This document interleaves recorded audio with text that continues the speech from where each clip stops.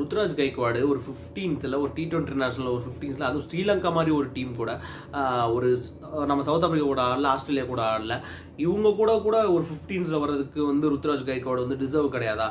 இது என்னன்னு எனக்கு புரியல. இவங்க என்ன மாதிரி ஒரு மைண்ட் செட்டில் டீம் செலக்ட் பண்ணுறாங்க அப்படின்னு சொல்லிட்டு புரியல. நான் வந்து இப்போ ஒரு சிஎஸ்கே ஃபேனு, அதனால் நான் வந்து ருத்ராஜ் காண்டி பொங்குறேன் அப்படிலாம் ஒன்றும் கிடையாது. ஏன்னா வந்து ருத்ராஜ் லாஸ்ட் ஆடின 10 மேட்ச் எடுத்து பாருங்க, ருத்ராஜ் வந்து நல்லா பெர்ஃபார்ம் பண்ணலையா? ருத்ராஜை தூக்கி போட்டு நான் தான் முதல்ல சொல்லுவேன். அவனுக்கு வந்து நான் ஃபர்ஸ்ட் ஆஃப் ஆல் எந்த பிளேயர்னாலும் பேக் பண்ணணும், நான் அதை ஒத்துக்கிறேன். பட் ஒரு 15th கொடுத்தா தான் அவருக்கு ஒரு கான்ஃபிடென்ஸே வரும். ஒரு நல்லா பெர்ஃபார்ம் பண்ணிக்கிட்ட ஒரு பிளேயரை ஜிம்பாப்வே சீரீஸில் லாஸ்ட் 2 மேட்ச் உட்காருங்க எதுக்கு? அது இதுக்குண்டான ஒரு முன்னோட்டம் தான் நான் நினைக்கிறேன். இவங்க வந்து வேணும்னே ருத்ராஜை ஓரம் கட்டுறாங்களா அப்படின்னு சொல்லிட்டு புரியலை. கண்டிப்பாக ருத்ராஜ் வந்து ஒரு 15th வந்திருக்கணும் ஸ்ரீலங்கன் சீரீஸில். இப்போ அடுத்து இந்த டீம்லேருந்து எவனா உட்காந்தாதான் ருத்ராஜ் ஆட முடியுமா? என்னப்பா அது ருத்ராஜ் வந்து எடுத்த தப்பா கரெக்டாக அப்படின்னு சொல்லிட்டு நீங்களாம் கமெண்ட் பண்ணுங்கள்.